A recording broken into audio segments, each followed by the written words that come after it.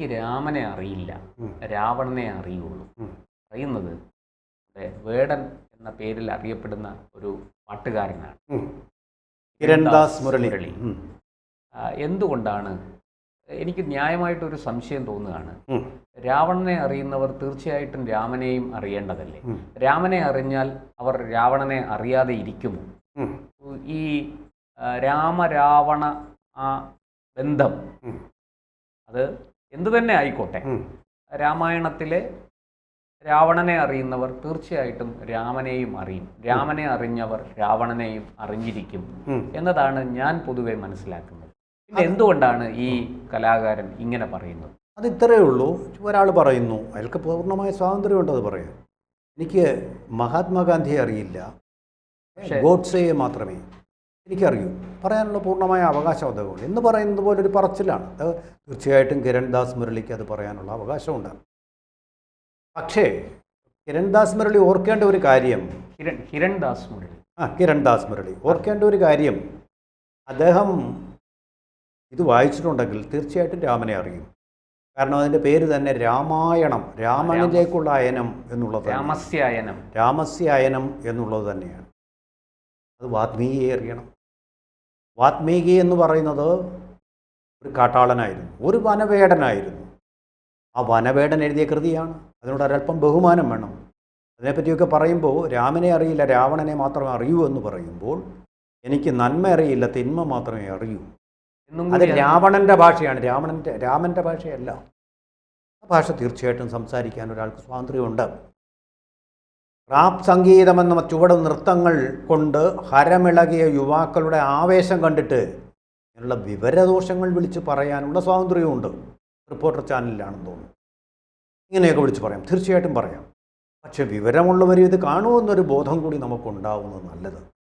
കാലുകൊണ്ട് ചടുല നൃത്തം ചെയ്യുന്നതും അതുപോലെ തന്നെ കഞ്ചാവ് കടിച്ചിട്ട് കവിത എഴുതുന്നതും പോലെയല്ല.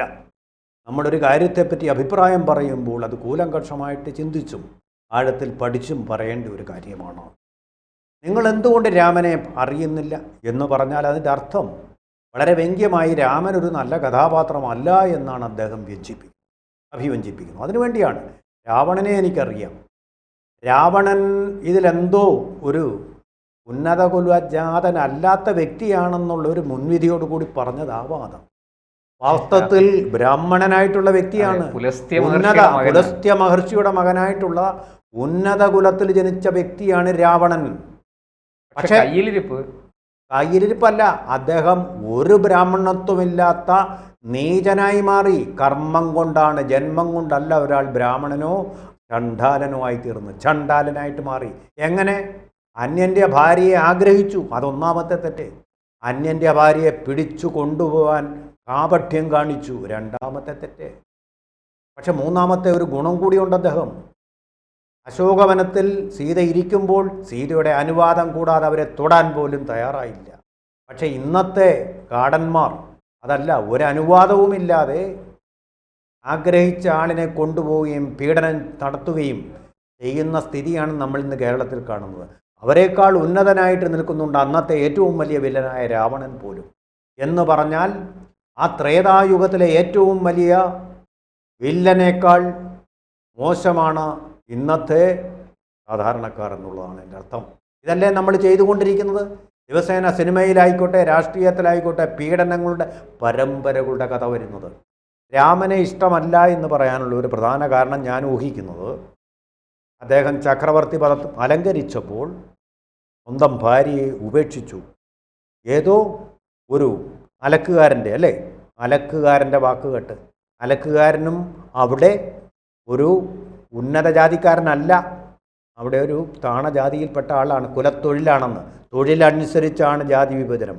അപ്പോൾ അദ്ദേഹത്തിൻ്റെ വാക്ക് ഈ ക്ഷത്രിയനായിട്ടുള്ള ക്ഷത്രവീര്യം തിളങ്ങുന്ന രാമൻ കേട്ടു എന്നതിനർത്ഥം തൻ്റെ സമൂഹത്തിലെ ഏറ്റവും പാവപ്പെട്ട ശ്രേണിയിലുള്ള ആളിൻ്റെ പോലും വാക്ക്, അല്ലാതെ പുരോഹിതന്മാരുടെ വാക്ക് മാത്രമല്ല കേട്ടുകൊണ്ട് ഭരിക്കുന്ന ജനകീയനായ ഒരു രാജാവായിരുന്നു രാമൻ എന്നുള്ളതാണ്.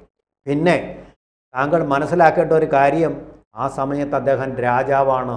രാജാവ് ആരുടെ നന്മയാണ് നോക്കേണ്ടത്, ശ്രേയസ്സാണ് നോക്കേണ്ടത്? ആരുടെ അഭിപ്രായങ്ങളാണ് ശ്രവിക്കേണ്ടത്? രാജാവായിരിക്കുന്ന ആൾ.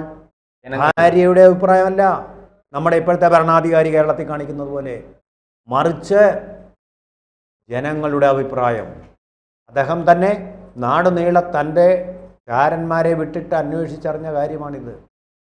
ജനാഭിപ്രായം, ജനഹിതം അതറിഞ്ഞ് ഭരിച്ച ഒരു ഭരണാധികാരിയായിരുന്നു അദ്ദേഹം. അതിൻ്റെ ശ്രേഷ്ഠത അതാണ്. രാജാവായിരിക്കുമ്പോൾ അദ്ദേഹം ഒരു ഭർത്താവല്ല. അതുകൊണ്ടാണ് അവരുടെ അഭിപ്രായങ്ങളെ അനുസരിക്കാൻ വേണ്ടി, അവരുടെ മനോഗതങ്ങളെ തൃപ്തിപ്പെടുത്താൻ വേണ്ടി, അവർക്ക് ശ്രീരാമനൊരു സംശയം ഉണ്ടായിരുന്നില്ല സീതയുടെ ചരിത്രത്തിൽ. പക്ഷെ അവർക്ക് സംശയം തോന്നിയ ഒരാളിനെ പരിത്യജിക്കാൻ, അതാണ് സീതാ പരിത്യാഗം തയ്യാറായത്. കാട്ടിലേക്ക് അയക്കുകയാണ് ജനങ്ങളെ തൃപ്തിപ്പെടുത്താൻ വേണ്ടി. വേദനയില്ലാഞ്ഞിട്ടല്ല, വിഷമമില്ലാഞ്ഞിട്ടല്ല. അതാണ് ഒരു ഉത്തമ പുരുഷൻ്റെ കർത്തവ്യം. ആ സമയത്തെ കർത്തവ്യം. രാജാവായിരിക്കുമ്പോൾ സിംഹാസനം താൻ നീതി പുലർത്തേണ്ടത് തൻ്റെ കമ്മിറ്റ്മെൻറ്റ് ഭാര്യയോടല്ല, അച്ഛനോടല്ല, സഹോദരങ്ങളോട് പോലും അല്ല, മറിച്ച് രാജ്യത്തിലെ ജനങ്ങളോടാണ്, രാജധർമ്മത്തോടാണ്. ആ രാജധർമ്മമാണ് അവിടെ നിർവഹിച്ചത്. സ്വാർത്ഥതയല്ല. ഇപ്പം നരേന്ദ്രമോദി കാണിക്കുന്നത് പോലെ സ്വന്തം ഭാര്യയ്ക്കും കുടുംബത്തിനും പണം ഉണ്ടാക്കാൻ വേണ്ടിയല്ല പ്രധാനമന്ത്രിയുടെ പദവി. രാജ്യത്തോടെ രാജധർമ്മം നിർവഹിക്കാൻ വേണ്ടിയിട്ടാണ്. ഈ വേടൻ ഇപ്പോൾ പറയുന്ന, ഈ വേടൻ എന്ന അപരനാമത്തിൽ അറിയപ്പെടുന്ന കലാകാരൻ പറയുന്നത്, അദ്ദേഹം ഇതുപോലെ തന്നെ മറ്റൊരു കാര്യം കൂടി പറഞ്ഞു. ദളിതർക്ക് പഠിക്കാനുള്ള കഴിവില്ല, അത് ഞങ്ങളുടെ DNA ഇല്ല എന്നൊക്കെയാണ് അദ്ദേഹം പറയുന്നത്. ഇത് എന്തുകൊണ്ടായിരിക്കും? സാറിന് അങ്ങനെ തോന്നുന്നുണ്ടോ? ഇവിടെ അങ്ങനെ ഈ പഠിക്കാൻ DNA പ്രത്യേകം എന്തെങ്കിലും കഴിവ് വേണം? സമൂഹത്തിന് ജാതി ഉണ്ടാവാം. ഞാൻ ബയോളജി പഠിച്ചവരല്ല. DNA ജാതി എന്ന് പറയുന്ന ഒരു സാധനം ഇല്ല. DNA ജാതി എന്ന് പറയുന്ന ഒരു സാധനമേ ഇല്ല. അതിൻ്റെ AT എന്നാണ് അഡിനോസിൻ, തയോ, അങ്ങനെയുള്ള ചില കാര്യങ്ങൾ. അപ്പോൾ അങ്ങനെ ഒരു ശ്രേണിയായിട്ടാണ് ഇതെല്ലാവരുടെയും. മഹാരാജാക്കന്മാരുടെ ആയാലും, ഏറ്റവും ഉന്നതനായ ബ്രാഹ്മണനായാലും, ഏറ്റവും താഴെയായിട്ടുള്ള വനവേടൻ. അവിടെ വ്യക്തമായിട്ട് ഒരു ചോദ്യം കൂടി എനിക്കുണ്ട്. അങ്ങനെയാണെങ്കിൽ ഈ പറയുന്ന ഏറ്റവും താഴ്ന്ന കുലത്തിൽ ജനിച്ച ഒരു ഈ പറയുന്ന പാരമ്പര്യവും ഇല്ലാത്ത ഒരാളാണ് ഡോക്ടർ B.R. അംബേദ്കർ. അദ്ദേഹം ആരായിരുന്നു? ഇന്ത്യ നവഭാരത ശില്പികളിൽ ഒരാളാണ് അദ്ദേഹം. ഇന്ത്യയുടെ ഭരണഘടനയ്ക്ക് രൂപം നൽകിയ ആളാണ്, അതിന് മൂർത്ത രൂപം നൽകിയ ആളാണ് ഡോക്ടർ B.R. അംബേദ്കർ. അദ്ദേഹമാണ് പറഞ്ഞത്. ഒരു വർഗീയവാദിയും അല്ലായിരുന്നു അദ്ദേഹം, ജാതീയവാദിയും അല്ലായിരുന്നു. അദ്ദേഹമാണ് പറഞ്ഞത് ഇന്ത്യ പാകിസ്ഥാൻ എന്ന് 2 രാഷ്ട്രങ്ങളായിട്ട് ഒരിക്കലും വിഭജിക്കാൻ പാടില്ല എന്ന് പറഞ്ഞ ആളാണ് അദ്ദേഹം. എതിർത്ത ആളാണ്. ചിലരുടെ സ്വാർത്ഥ താല്പര്യത്തിന് വേണ്ടിയാണ് വിഭജനം ഉണ്ടായത്. ആ വിഭജനം ഉണ്ടായപ്പോൾ അദ്ദേഹം പറഞ്ഞു, ഒരു ദാർശനികനായിട്ട്, ഒരു ക്രാന്തദർശിയായിട്ട്, അതിന് മൂള വേണം. ആ മൂളയോടുകൂടി പറഞ്ഞു, ഇന്ത്യയും പാകിസ്ഥാനും ആക്കുകയാണെങ്കിൽ മുസ്ലിങ്ങളെല്ലാം പാകിസ്ഥാനിലേക്കും ഹിന്ദുക്കൾ ഇന്ത്യയിലും. ഇപ്പോഴത്തെ എല്ലാ തലവേദനകൾക്കും കാരണമായിട്ടുള്ളത് ഈ വർഗീയ B.R. അംബേദ്കർ പറഞ്ഞ കാര്യമാണിത്. ഇത് മൂള വേണം. ആ മൂള വേണമെങ്കിൽ DNA ആ തരത്തിലായിരിക്കണം. അദ്ദേഹത്തിൻ്റെ DNA അങ്ങനെ ആ തരത്തിലായതിന് എന്താണ് കാരണം? എന്താ? അദ്ദേഹത്തിൻ്റെ ജാതിയല്ല. കാരണം ആ DNA അദ്ദേഹത്തിന് പ്രകൃതി നൽകി, ദൈവം നൽകി എന്നുള്ളതാണ്. ആ DNA ഉള്ള ഉയർന്ന ശ്രേണിയിലേക്ക് വരും. അല്ല, പഠനം കൊണ്ട് ഉയരുകയും ബൗദ്ധികമായ മേന്മകൾ നേടുകയും ചെയ്ത ഒരു വ്യക്തിയാണ് തീർച്ചയായിട്ടും ഡോക്ടർ B.R. അംബേദ്കർ. അദ്ദേഹം ഒരിക്കലും ഈ ജാതിയുടെ അടിസ്ഥാനത്തിൽ മാറ്റി നിർത്താൻ പലരും ശ്രമിച്ചെങ്കിലും അതിനെല്ലാം തകർത്തുകൊണ്ട് മുൻനിരയിലേക്ക് വരുന്നൊരു കാഴ്ചയാണ് നമ്മൾ കണ്ടത്. അതെ. അപ്പോൾ അതുകൊണ്ട് തന്നെ പൊളിഞ്ഞല്ലോ ഇദ്ദേഹത്തിൻ്റെ വാദം.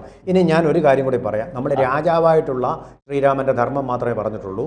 അദ്ദേഹം മകനായിരുന്ന സമയത്താണ് അദ്ദേഹം അയോധ്യ വേണ്ട, ഭരണം വേണ്ട, രാജാവാകേണ്ട എന്ന് പറഞ്ഞ് അദ്ദേഹത്തെ പുത്രനായിരിക്കുമ്പോൾ ആരുടെ വാക്കുകളാണ് പാലിക്കേണ്ടത്, അനുസരിക്കേണ്ടത്? അപ്പോൾ അച്ഛൻ്റെ വാക്കുകളാണ്. ആ പിതാവിനോടുള്ള ധർമ്മം, കമ്മിറ്റ്മെൻറ്റ്, അതാണ് അദ്ദേഹം അന്ന് നടത്തിയത്. പിന്നെ വനത്തിൽ പോയപ്പോൾ അദ്ദേഹം ഭർത്താവ് മാത്രമായിരുന്നു, രാജാവല്ല. അതുകൊണ്ടാണ് സീതയെ അപഹരിച്ചു കൊണ്ടുപോയ ആളിനെ, സീതയെ അവിടെ ഒറ്റയ്ക്കിരിക്കുമ്പോൾ ലക്ഷ്മണനോട് ചട്ടം കെട്ടി, ലക്ഷ്മണ നീ ഇവളെ നോക്കിക്കണം. ഭർത്താവിൻ്റെ ആ ഉത്തരവാദിത്വം, ഭാര്യയ്ക്ക് സുരക്ഷിതത്വം കൊടുക്കുക എന്നുള്ളത്. ആ ഭാര്യയെ അപഹരിച്ചുകൊണ്ട് പോയതുകൊണ്ടാണ് രാവണനോട് യുദ്ധം ചെയ്ത് സീതയെ വീണ്ടെടുത്തത്. രാവണൻ ഇങ്ങനെ പെണ്ണുങ്ങളെ പിടിച്ചു കൊണ്ടുപോകുന്ന ദുഷ്ടനായതുകൊണ്ടാണ് അദ്ദേഹത്തെ കൊന്നത്. അതുപോലെ തന്നെ ശ്രീരാമൻ ഇതുപോലെ അനിയൻ്റെ ഭാര്യയെ അപഗ്രഹിച്ച ഭാര്യയെയും കൊന്നു. അതാണ് ദുഷ്ടനിഗ്രഹം. അന്യൻ്റെ ഭാര്യയെ ആഗ്രഹിക്കുന്നതും അപഹരിക്കുന്നതും തെറ്റാണ് എന്നുള്ള ധർമ്മമാണ് നിറവേറ്റിയത്. അതെ, ഈ രക്ഷിച്ച സീതയെ തന്നെയാണ്, അദ്ദേഹം തന്നെ രക്ഷിച്ച സീതയെ തന്നെയാണ് അദ്ദേഹം വനത്തിലേക്ക് അയക്കുന്നത്. രാജധർമ്മം നിറവേറ്റാൻ വേണ്ടി. അങ്ങനെ ഓരോ ഘട്ടങ്ങളിലും അദ്ദേഹം ധർമ്മമാണ് നിറവേറ്റിയത്. അതാണ് ധർമ്മം. ധർമ്മം എന്താണെന്ന് പഠിപ്പിക്കാൻ വേണ്ടി പിന്നെ വാത്മീകി എഴുതിയതാണ് ഈ രാമായണം. അത് വായിച്ചു നോക്കുക. ഒന്നുമല്ലെങ്കിൽ ഒരു വേടനായിട്ടുള്ള ജാതിയിൽ പിറന്ന ഉന്നതനായി വളർന്ന അദ്ദേഹത്തിൻ്റെ DNA എത്ര ഉന്നത, ലോകത്തിലെ ഏറ്റവും വലിയ ബൃഹത്തായിട്ടുള്ള കാവ്യം. ഇന്നും അതിൻ്റെ അർത്ഥങ്ങൾ വലിയ വലിയ പ്രൊഫസർമാർ, വളരെയധികം ഉയർന്ന മസ്തിഷ്ക മൂല്യമുള്ള ആൾക്കാർ ഇന്നും ചർച്ച ചെയ്തുകൊണ്ടിരിക്കുന്നതേ ഉള്ളൂ. അപ്പോൾ അതിനേക്കാളിലൊക്കെ അവരുടെയൊക്കെ ഗുരുവായിട്ടുള്ള ഈ ഒരു വനവേടൻ്റെ DNA, അതിൻ്റെ മഹത്വം ഒന്ന് ആലോചിച്ച് നോക്കൂ. അപ്പം ജാതി കൊണ്ടല്ല ഒരാളിന് പഠിക്കാൻ കഴിയുമോ ഇല്ലയോ എന്ന് തീരുമാനിക്കുന്നത്. മറിച്ച് നമ്മൾ വിവേകാനന്ദൻ പറഞ്ഞതുപോലെ ഉത്തിഷ്ഠത, ജാഗ്രത, പ്രാപ്യവരാൻ നിബോധത എന്ന് പറഞ്ഞിട്ട് ഹം കിസിസെ കം നഹീം എന്ന് പറഞ്ഞുകൊണ്ട് ഉണർന്ന് എഴുന്നേൽക്കുകയാണ് വേണ്ടത്. അയ്യോ എനിക്കൊന്നും പഠിക്കാൻ കഴിയില്ലേ എന്നുള്ള അപകർഷബോധത്തെ തടകുടഞ്ഞ് എണീറ്റെതിർത്ത് സിംഹങ്ങളായിട്ട് വരിക. ആട്ടിൻകുട്ടികളായിട്ട് മോങ്ങാതിരിക്കുക, സിംഹങ്ങളായിട്ട് പരാക്രമികളായിട്ട് വരികയാണ് വേണ്ടത്. അല്ല നെഗറ്റീവിസം പറഞ്ഞുകൊണ്ടിരിക്കുകയല്ല, പോയ കാലങ്ങളെ ശപിച്ചുകൊണ്ടിരിക്കുകയല്ല. കുതികൊള്ളുക ഭാവിയിലേക്കു നമ്മൾ, കുഴിവെട്ടി മൂടുക ഗദ്ഗതങ്ങൾ ആയിക്കോട്ടെ. കുതികൊള്ളുക ഭാവിയിലേക്കു നമ്മൾ എന്ന് വൈലോപ്പള്ളി പറഞ്ഞതുപോലെ മുന്നോട്ട് കുതിക്കുക. പഴയതിനെ കണ്ടുകൊണ്ട് കരഞ്ഞുകൊണ്ടിരിക്കാനല്ല മനുഷ്യജന്മം. പുരോഗതിയിലേക്കാണ്, മുന്നോട്ടാണ് നമുക്കുള്ളത്, പശ്ചാത്ഗമനമല്ല വേണ്ടത് എന്നാണ് എനിക്ക് തോന്നുന്നത്. എൻ്റെ പരിമിതമായിട്ടുള്ള DNA കഴിവ് വെച്ചുകൊണ്ട് ഞാൻ ഉന്നത കുലജാതരൊന്നുമല്ല. അതുകൊണ്ട് എനിക്ക് തോന്നുന്നു.